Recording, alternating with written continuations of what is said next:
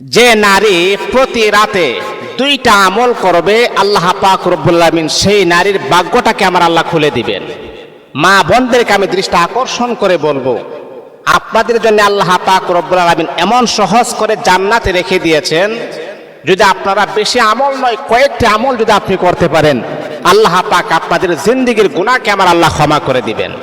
আর একজন পুরুষ, সে বাহিরে যেতে হয়, ইনকাম করতে হয়, কত মানুষের সাথে রং বেরঙ্গের কথা বলতে হয়, কিন্তু আপনি তো আর এমনটা করা লাগে না। আপনি যদি কিছু আমল আপনি করেন, আল্লাহ পাক আপনাকে মাফ করে দিবেন। মা বোনদেরকে আমি বলবো, আপনার আমলের বদৌলতে, আপনার নেক আমলের কারণে স্বামীর হায়াতের ভিতরে আমার আল্লাহ বারাকা দান করেন, স্বামীর রিজিকের ভিতরে আমার আল্লাহ প্রশস্ততা দান করেন। এই জন্য মা বোনেরাই পারেন স্বামীকে স্বাবলম্বী করার জন্যে। মা বোনেরা যদি রাতের বেলা যদি দুইটা আমল যদি আপনি করেন, আল্লাহ পাক আপনার ভাগ্য খুলে দিবেন। এক নাম্বার হল, এরে আল্লাহ তাআলার বান্দী শুনেন, যখনই আপনি আশারের নামাজ পড়ার পরে আপনি যখন ঘুমিয়ে যাবেন, কিন্তু হাদিসের ভিতরে আল্লাহর হাবিব বিশ্বনবী সাল্লাল্লাহু আলাইহি ওয়াসাল্লাম বলেন, যেই নারী পবিত্রতা অর্জন করে উযু করে যেই নারী ঘুমাবে, আল্লাহর হাবিব বিশ্বনবী বলেন, আত-তুহুরু শাতরুল ঈমান, পবিত্রতা কিন্তু ঈমানের একটি অংশ। মনে রাখতে হবে, উযু করে যেই নারী ঘুমাবে সেই নারী তো আসলেই পবিত্র। এই পবিত্র নারীদেরকে আল্লাহ পাক রব্বুল আলামিন সবচাইতে বেশি ভালোবাসেন।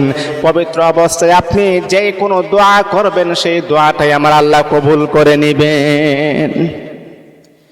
এই জন্য আপনি যখন ঘুমিয়ে যাবেন, ঘুমের ঘরে আপনি উযু করে পবিত্রতা অর্জন করে আপনি ঘুমাবেন, তাহলে আল্লাহ পাক রব্বুল আলামিন আপনাকে পছন্দ করবেন। ও আল্লাহ তাআলার বান্দা বান্দি শুনেন, ঘুমের ঘরে উযু করে যদি আপনি ঘুমান, আল্লাহ পাক যত রকমের বালা মুসিবত আছে, সমস্ত মুসিবত থেকে আমার আল্লাহ আপনাকে হেফাজত করবেন। এই জন্যে মা বোনদেরকে আমি বলবো, যখনই আপনি এশারের নামাজ পড়ার পরে যখন আপনি ঘুমিয়ে যাবেন, আপনি উযু করে পবিত্রতা অর্জন করে আপনি ঘুমাবেন। আর পবিত্র অবস্থায় ঘুমালে আল্লাহ পাক ঘুমটাকেও আমার আল্লাহ নেকের আমল নামার ভিতরে লিপিবদ্ধ করে দিবেন। দুই নাম্বার হলো, যে আমলটা আপনি করবেন, ওর আল্লাহ তাআলার বান্দা যখন ঘুমিয়ে যাবেন, এক নাম্বার হলো আপনি উযু করে ঘুমাবেন, দুই নাম্বার হলো আপনি সাইয়্যিদুল ইস্তিগফার আপনি পড়বেন। ইস্তিগফারের ভিতরে যত রকমের আলফাজ রয়েছে, সবচাইতে দামি ইস্তিগফার হলো সাইয়্যিদুল ইস্তিগফার।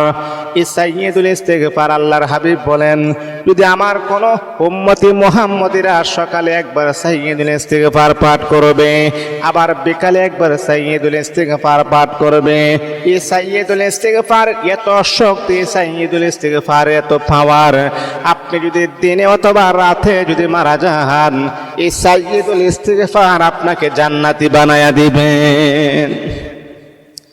এরে আল্লাহ তাআলার বান্দা, ও মা বোনেরা শুনেন, যখনই আপনি ঘুমের ঘরে চলে যাবেন, দুই নাম্বার হলো আপনি সাইয়্যিদুল ইস্তিগফার আপনি পড়বেন। সাইয়্যিদুল ইস্তিগফার হলো, আল্লাহুম্মা আনতা রাব্বি লা ইলাহা ইল্লা আনতা খালাকতানি ওয়া আনা আবদুক ওয়া আনা আলা আহদিকা ওয়া ওয়া'দিকা মাস্তাতা'তু আউযু বিকা মিন শাররি মা সানা'তু ওয়া আবুহু লাকা বিযামবি ফাগফির লি ফাইন্নাহু লা ইয়াগফিরুয যুনুবা ইল্লা আনতা।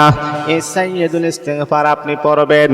রাতের বেলা যদি আপনি পড়ে, রাতের বেলা যদি আপনার ইন্তেকাল হয়ে যায়, রাতের বেলা যদি আপনার মৃত্যু হয়ে যায়, আল্লাহ পাক রব্বুল আলামিন আপনার জীবনের গুনাহকে মাফ করে দিয়ে আমার আল্লাহ আপনাকে আমার আল্লাহ জান্নাতি বানায়া দিবে। এই জন্য দুইটা আমল করবেন। এক নাম্বার কি, আপনি উযু করবেন। নামাজ তো পড়বেনই, নামাজ পড়ার পর যদি আপনার উযু ভেঙে যায়, আপনি উযু করে আপনি ঘুমিয়ে যাবেন, পবিত্র অবস্থায় আপনি ঘুমাবেন। এটা আল্লাহ পাক পছন্দ করেন, ভালোবাসেন। দ্বিতীয় নাম্বার হচ্ছে, আপনি আয়াতুল কুরসি তো পড়বেনই, এর পাশাপাশি আপনি সাইয়্যিদুল ইস্তিগফার পরে বুকের মাঝে দম করে আপনি ঘুমিয়ে যাবেন। এই দুইটা আমল আপনি করবেন, আপনি জান্নাতের মেহমান হয়ে যাবেন। আল্লাহু আকবার। এই জন্য আল্লাহ পাক আমাদের মা বোনদেরকে বেশি বেশি করে আমল করে আল্লাহ পাকের দিদার লাভ করার মতো তৌফিক যেন দান করেন।